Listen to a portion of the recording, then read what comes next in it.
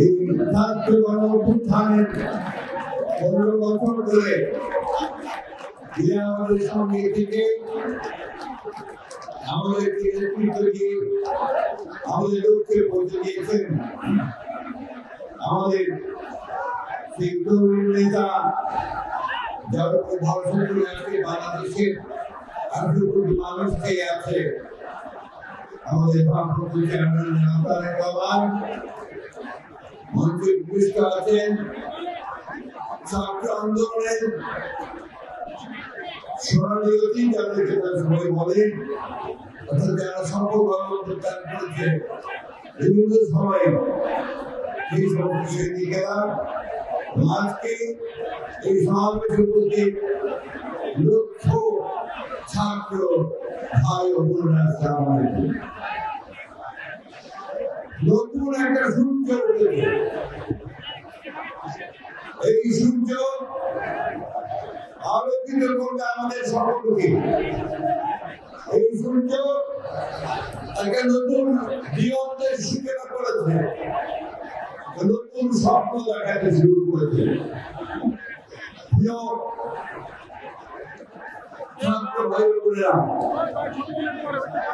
আমাদের সামনে একটা নতুন সুযোগ উপস্থিত হয়েছে আমাদের এই বাংলাদেশকে আবার নতুন করে তৈরি করা।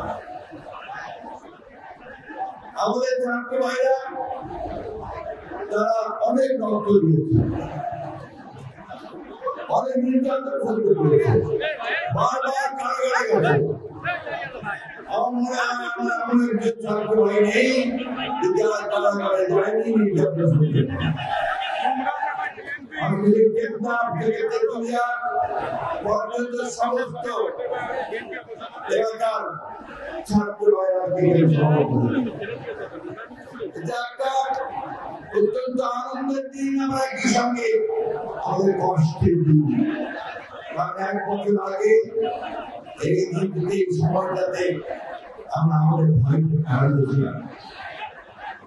আমি গত বছর তার আগের দিন আর মনে নেই আর সুরিয়াতে গিয়েছিলাম। সেখানে আমাদের এই ছাত্র ভাইদেরকে পুড়িয়ে গুলি করে মেরে ফেলার পরে পুড়িয়ে মেরে ফেলা হয়েছে।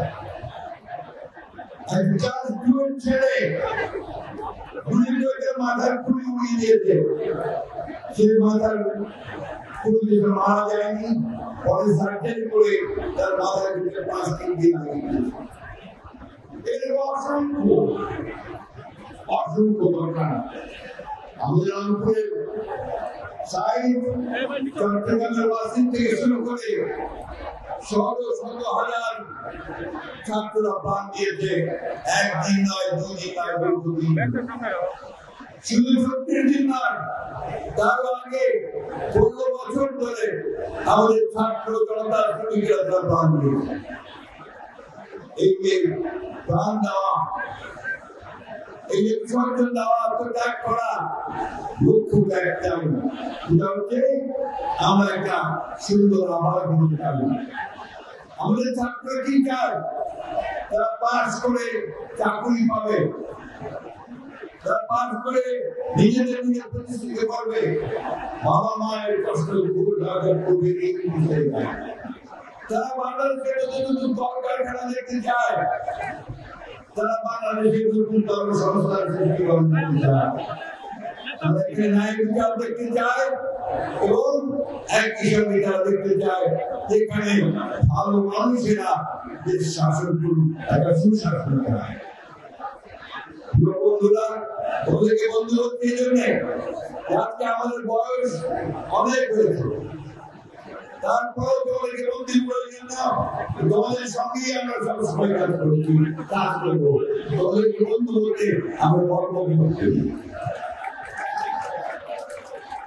আজকে বাংলাদেশে এক বছর যে আমি এখন বললাম নতুন সম্ভাবনা সৃষ্টি হয়েছে, অনেক সমস্যা আছে আমাদের। আপনি জানেন খুব ভালো করে, সবাই জানেন আপনারা যে আমরা বাংলাদেশের সমস্যাগুলোকে চিহ্নিত করে আমাদের নেতৃত্বে খালেদা জিয়া 2016 সালে ভিশন ফর বাংলাদেশ 2030 দিয়েছিলেন। অর্থাৎ সেখানে তিনি বলছেন যে রাষ্ট্র কাঠামোটা পরিবর্তন করা দরকার। ঠিক একইভাবে আমরা আন্দোলন করছি হাসিনার বিরুদ্ধে, সরকারের বিরুদ্ধে, তখন আমরা মনে করেছি এবং আমাদের নেতা তারেক রহমান মনে করেছেন যে এইভাবে বাংলাদেশ চলতে পারে না। এই জন্য কি করেছেন, সংসদে আপনি কর্মসূচি কথা বলছেন, কথা বলে 31 দফা কর্মসূচি দিয়েছেন। সেই কর্মসূচির মধ্যে বাংলাদেশকে নতুন করে সাজানোর স্বপ্ন তুলে, সেই স্বপ্ন ছিল যেমন কৃষকদের কৃষি পণ্যের ন্যায্য মূল্য হবে, ধান চালের ন্যায্য মূল্য হবে, শ্রমিকদের মজুরি পাবে, ছাত্ররা পড়ার সুযোগ পাবে, স্বাস্থ্য সেবা পাবে এবং পড়াশোনা শেষ করে কাজ করার সুযোগ পাবে, কর্মসংস্থান। বন্ধুগণ, আজকে সেই স্বপ্ন আমাদের তারেক রহমান সাহেব আমাদের দেখাচ্ছে। তিনি ফ্যামিলি কার্ডের কথা বলেছেন, ওনারা অনেকগুলো নতুন চিন্তা ভাবনাদের সামনে নিয়েছেন। তিনি হয়তো